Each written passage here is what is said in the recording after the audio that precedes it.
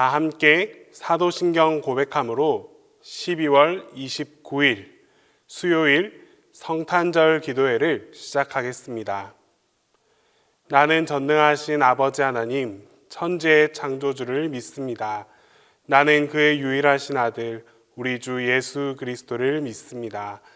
그는 성령으로 잉태되어 동정녀 마리아에게서 나시고 본디오 빌라도에게 고난을 받아 십자가에 못 박혀 죽으시고 장사된 지 사흘 만에 죽은 자 가운데서 다시 살아나셨으며 하늘에 오르시어 전능하신 아버지 하나님 우편에 앉아 계시다가 거기로부터 살아있는 자와 죽은 자를 심판하러 오십니다.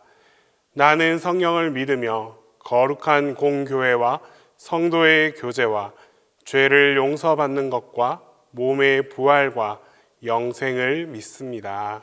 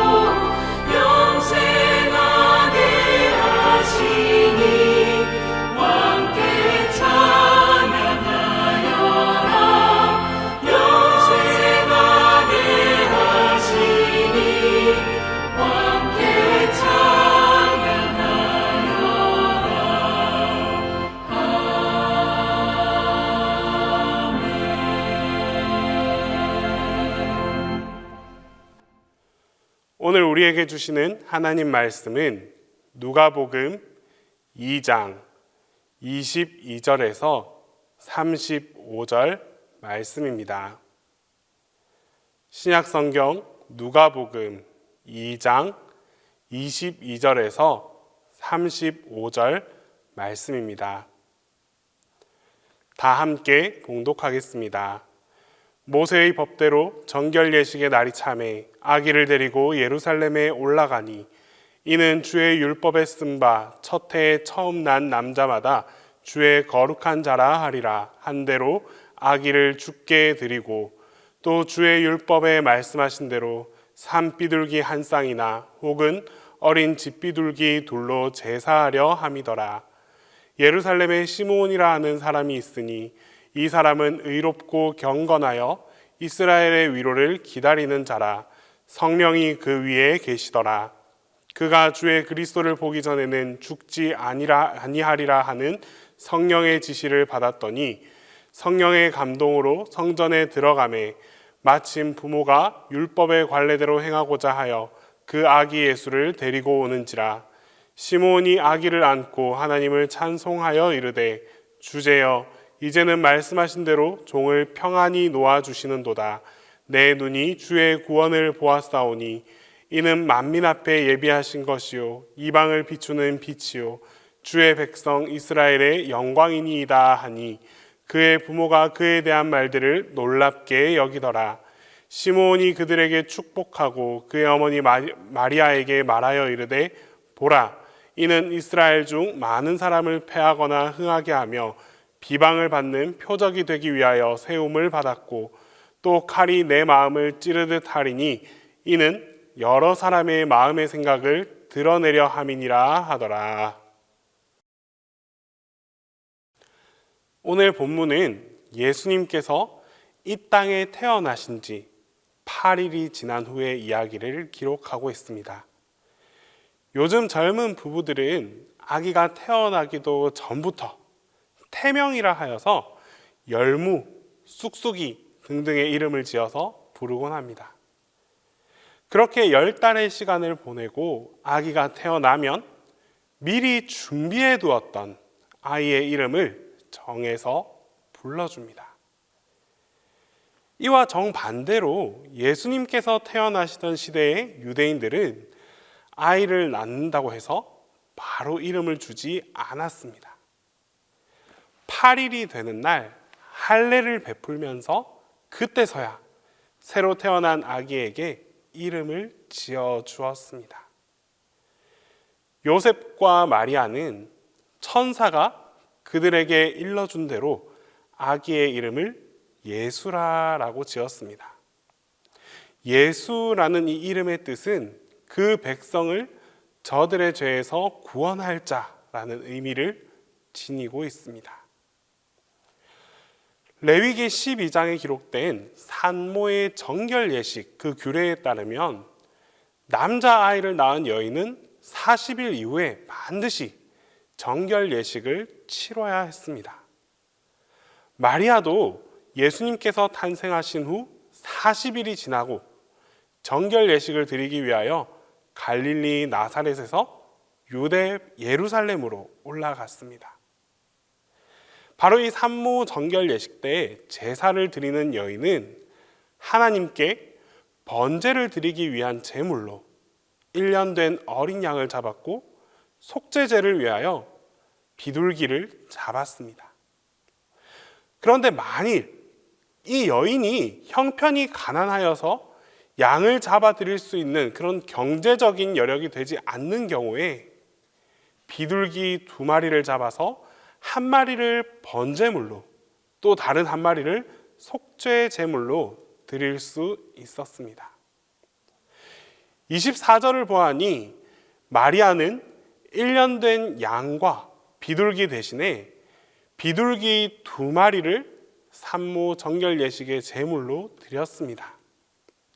즉 목수 요셉과 마리아의 이 가정이 1년 된 양을 사서 번제로 바칠 만큼 그만큼의 경제적 여유가 있는 가정은 아니었다라는 것을 알 수 있습니다. 요셉과 마리아가 산모 정결 예식을 드리기 위하여 예루살렘에서 시간을 보내는 동안 시므온을 만나게 됩니다. 시므온은 평생 의롭고 경건하게 살아온 사람입니다. 그는 하나님께서 이스라엘 백성들에게 메시아를 보내주실 것을 간절히 사모하며 살아왔습니다. 이에 성령께서 시므온에게 그가 메시아 곧 그리스도를 보기 전에는 죽지 않을 것이다 라고까지 말씀해 주셨습니다. 구약시대를 대표하는 두 인물 모세 그리고 엘리야도 메시아를 직접 눈으로 본 적이 없었습니다. 이처럼 메시아를 직접 본다는 것은 정말 큰 영광이다라고 할 수 있습니다. 따라서 한평생 시므온이 그리스도를 직접 눈으로 볼 기대에 얼마나 그 부푼 마음으로 살아왔겠습니까?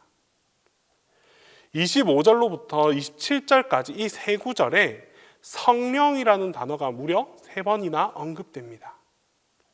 하나님께서 시므온을 택하사 그가 메시아에 대한 증인 역할을 하도록 선택하셨습니다.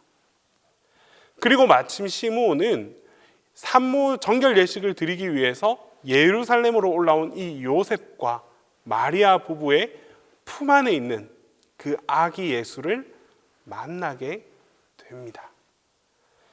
그는 성령의 감동을 따라 바로 이 아기 예수가 하나님께서 약속하신 구원자, 곧 그리스도이심을 깨닫게 되었습니다. 이에 시므온은 바로 하나님께 찬양을 드립니다. 28절에서 32절 말씀입니다. 시므온이 아기를 안고 하나님을 찬송하여 가로되 주제여 이제는 말씀하신 대로 종을 평안히 놓아주시는도다. 내 눈이 주의 구원을 보았사오니 이는 만민 앞에 예비하신 것이요 이방을 비추는 빛이요 주의 백성 이스라엘의 영광이니이다 하니라고 고백합니다. 29절 말씀에 놓아주다라는 이 말은 임무를 마치고 죽게 하신다는 말을 아주 완곡적으로 표현한 것입니다. 성령의 감동을 통해 이 시므온은 마리아 품에 안긴 아기 예수를 하나님께서 보내신 그리스도이심을 고백했습니다. 시므온은 이 아기 예수님을 향하여 하나님께서 만민을 위해 예비하신 분이며 이방을 비추시는 빛이시며 주의 백성 이스라엘의 영광이다라고 찬양했습니다.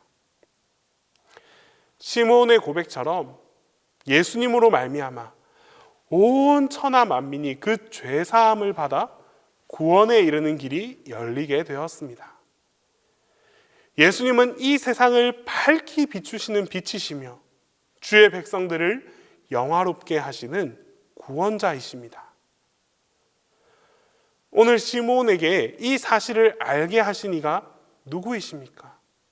바로 성령 하나님이십니다.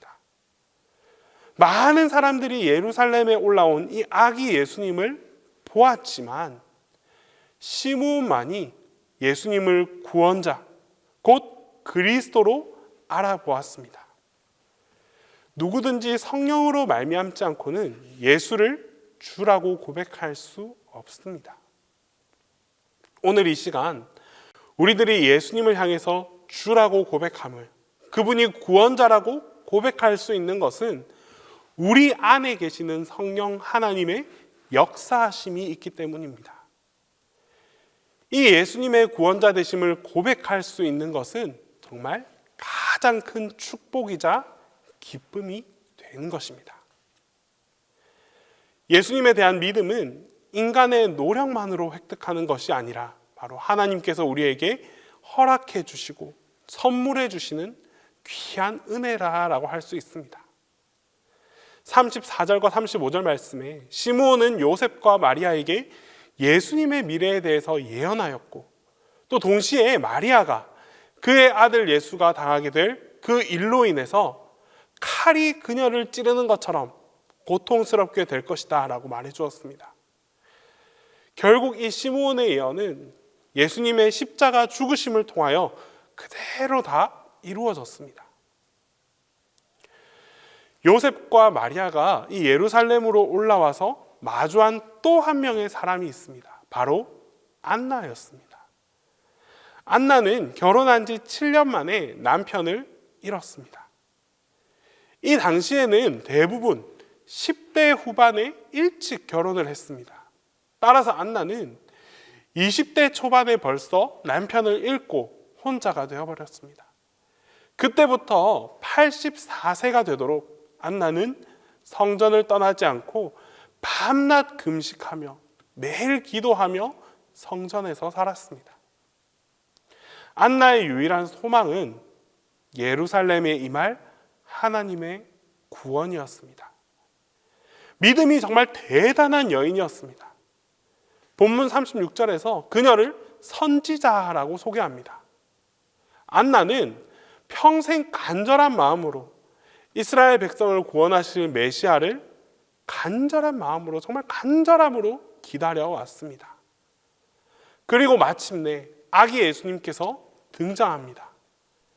안나가 감격하여 울며 아기 예수님을 보고 있지 않았을까요? 선지자 안나도 시므온처럼 이 아기 예수의 구원자 되심을 전해 주었습니다.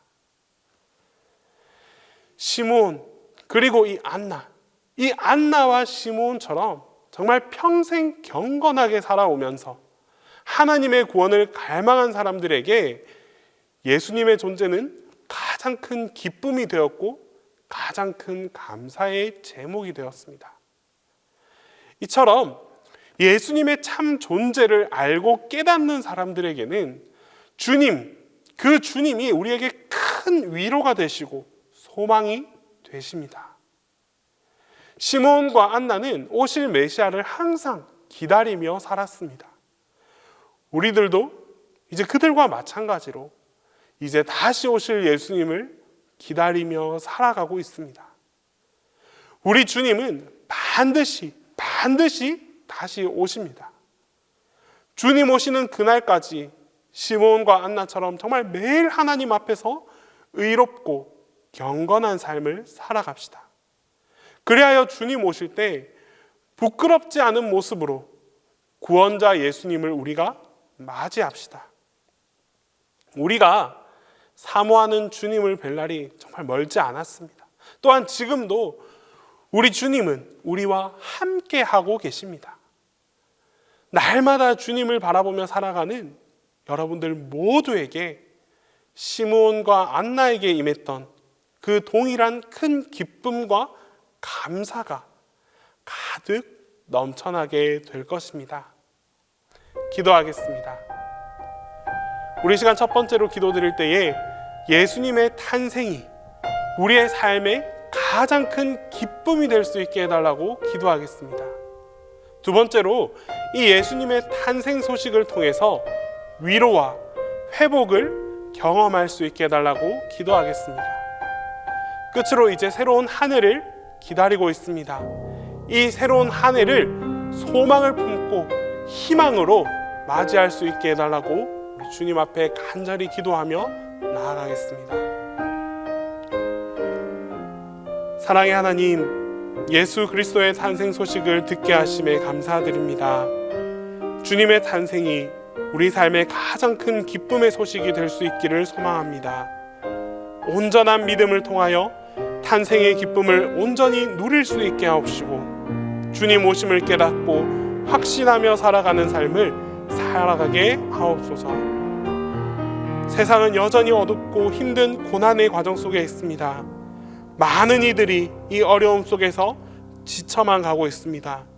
주님, 이러한 우리에게 주님께서 소망이 되고 희망이 되어 주시옵소서.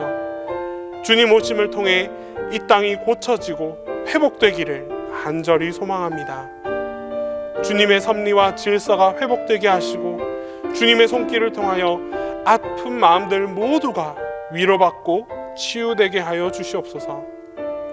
주님께서 우리 안에 오심으로 우리의 모든 근심과 걱정이 사라지고 오직 주님을 통한 기쁨 안에서 살아가게 하옵소서. 이제 새로운 2022년 한 해를 맞이합니다.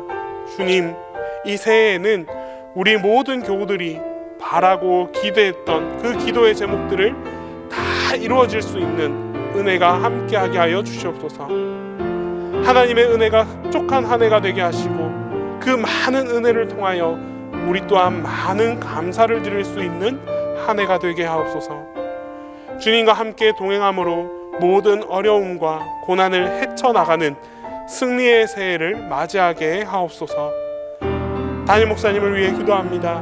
목사님께도 기쁨이 가득하게 하여 주시옵소서.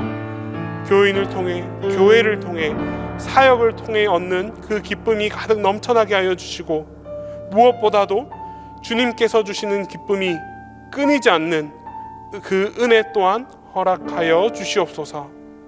이제 주님께서 가르쳐 주신 기도를 다 함께 하겠습니다. 하늘에 계신 우리 아버지, 아버지의 이름을 거룩하게 하시며 아버지의 나라가 오게 하시며 아버지의 뜻이 하늘에서와 같이 땅에서도 이루어지게 하소서.